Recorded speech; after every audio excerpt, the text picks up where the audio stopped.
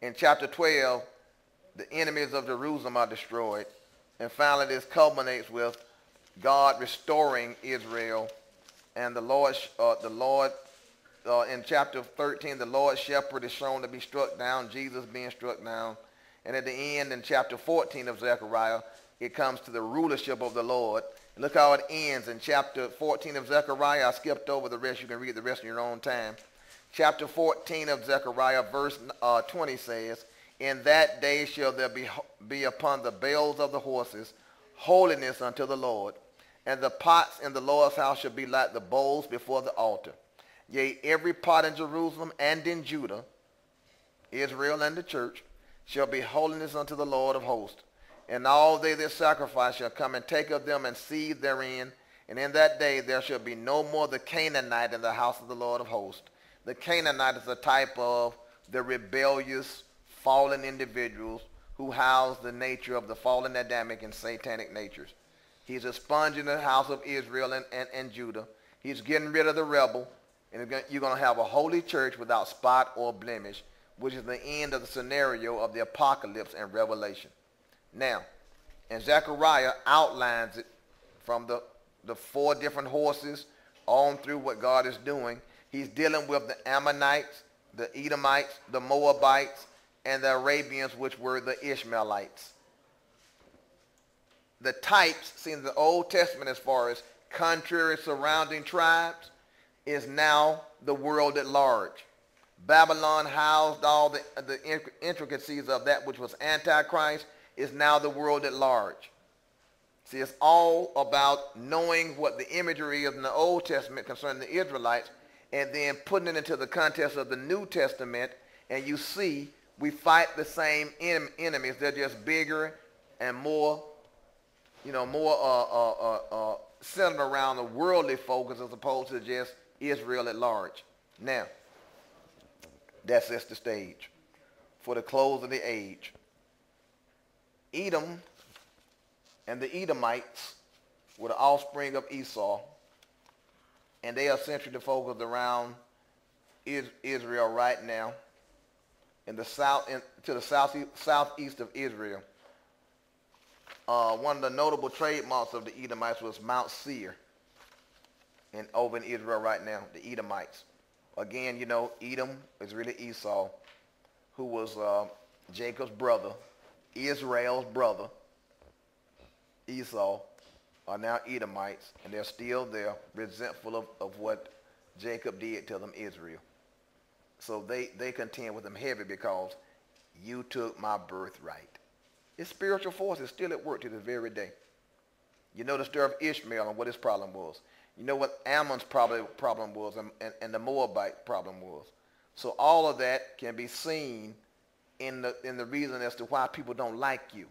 The spirits of these tribes house everybody that's Antichrist. Like the physical people don't like Israel, spiritually the people under the tutelage of each tribe don't like the church. It's the same spirit. Same spirit. What do we have coming at us as far as hell on earth in the apocalypse?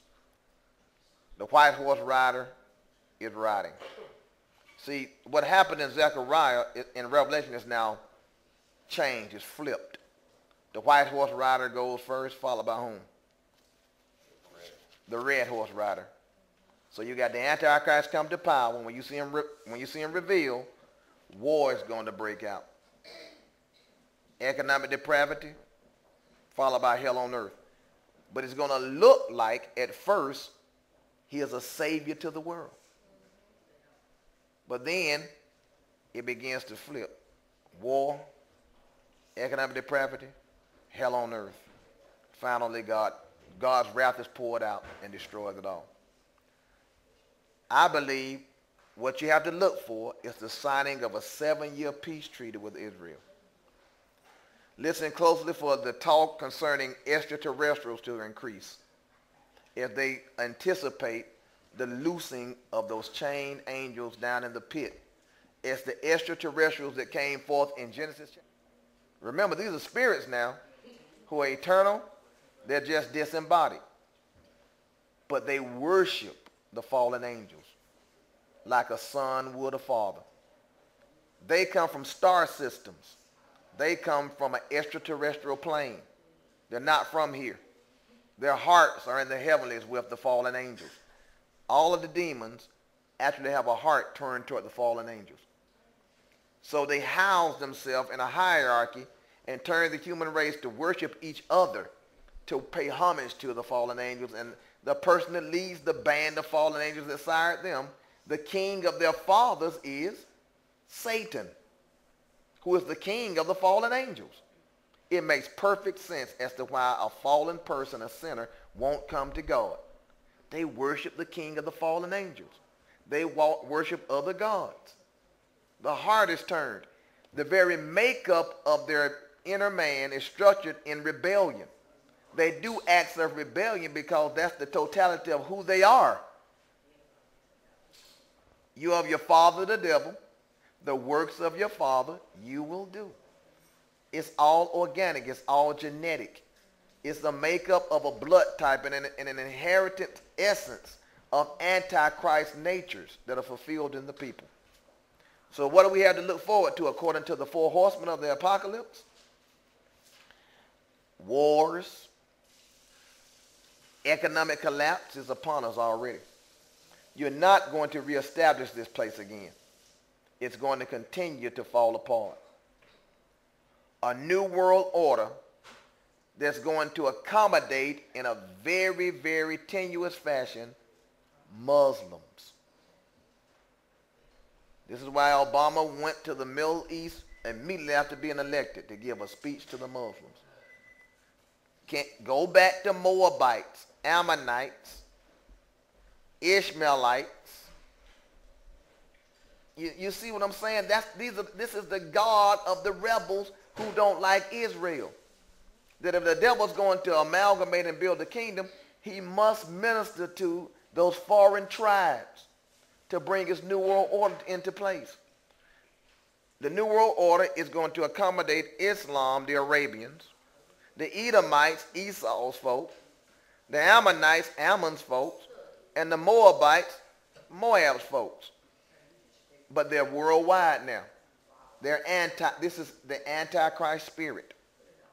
For this to happen, the bastion of supposedly Christian culture and Christian power must be disempowered, so America must be disempowered. So you see, we argue for a mosque to be built at ground zero. The same place destroyed by a fanatical Islamic attack. We want to build a mosque there in tribute to Islam and Muhammad and Allah. Can't you see what's going on? Muslims really want to return to Sharia law globally. They want the whole world ruled by Sharia law. You see, a woman caught in adultery, you see what they do to her in the Middle East? She's sentenced to be beheaded or stoned to death or something. They don't play. I see in Revelation that the saints are being beheaded. They don't kill nobody in America by beheading nobody. There must be some kind of infiltration of another legal system that sees beheading as a legal way of executing somebody. Man, the handwriting's on the wall. Why can't people read it? So American disempowerment is coming.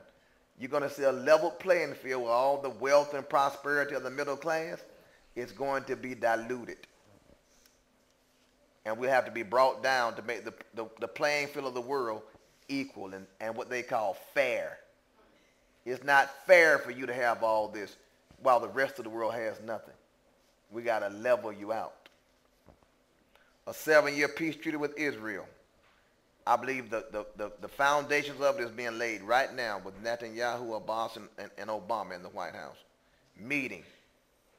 They could be sitting there drinking coffee and drinking liquor and come out with a peace plan for all you know. You don't know what goes on behind. Like it's a tenuous, hardcore argument going on, and we've hammered out a peace plan. It's been hard. I mean, we had to do a lot of compromise. They could have been in there watching porno flicks or something for all you know. They come out sweating and tired with their ties loosened and no jackets on. Yeah, we've been in there with heavy debate all day. It's been real heavy. It's a heavy thing now, but we've hammered out a peace accord. Finally. What? You know what it's going to be. This is what I believe the peace accord will be. Jerusalem will be an international religious city. Will accommodate the rebuilding of the Hebrew temple, the Israelite temple, in that it will be internationalized to accommodate the three most prevalent religions on earth: Islam, Judaism, Christianity. And the very thrust of Christianity will be Roman Catholicism, and those that now through an ecumenical movement join to Roman Catholicism. That's the definition of their Christianity right there. But we're going to build tributes. First we'll build a huge cathedral for the Christians. We have the Dome of the Rock there already with the Muslim mosque, central focus. To accommodate the Jewish religion, we'll build the temple for the Jews. And now we have three huge, beautiful new edifices built to the three major world religions as we internationalize Jerusalem to welcome people of all faiths, like the Cathedral of All Faiths down at the King Center downtown on Auburn Avenue. That's a prayer place for all faiths at the King Center.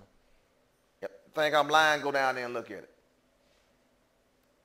All faiths are accommodated. But the only thing about Jesus Christ, he don't join in no other faith. You can't make him a part of anything else. He stands alone as God, and there is no other. I'm not a part of anything down here. You don't set me beside Buddha or Hare Krishna or any other religion. God makes no apology for being God. That's why you proclaim the gospel and you don't apologize for it. This is the way you walk in it. There is no other name given amongst men whereby you must be saved.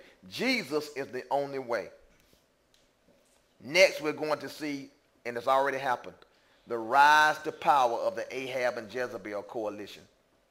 A weak and emaciated man, dried up like a skinny twig, and proud, domineering, and dominant women, where the man is dried up and the woman comes to power. She becomes prime ministers in nations.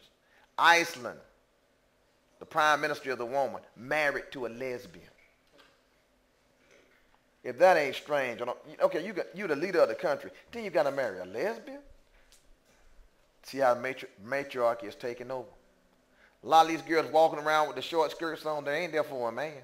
They with their girlfriend. Going to a strip joint for the night to look at naked gals. With your girlfriend. Where y'all headed? Me and my lady going down to the strip joint to watch some naked gals on stripper poles. In the Bible, you remember the Bible when Jezebel set them up, she called them, the Asherahs were there in the groves, and groves were nothing but poles that were cut out and etched out and made into the image of women, naked women with the vaginas there and their breasts, and you worship the groves where the poles have been actually sculpted out to be in the shape of female organs, and you bow down and worship them. Now you just hang them on a living pole in a strip joint. Who thought up pole dancing? That's where it comes from. What used to be etched out and sculpted in wood is now alive. And the stripper's there, butt naked, swinging from a pole like a monkey. And we call it exotic, sensual. I like it. A pole dancer. It's come alive, y'all. We're here. Ahab and Jezebel, the emaciated man, and the domineering, dominant woman.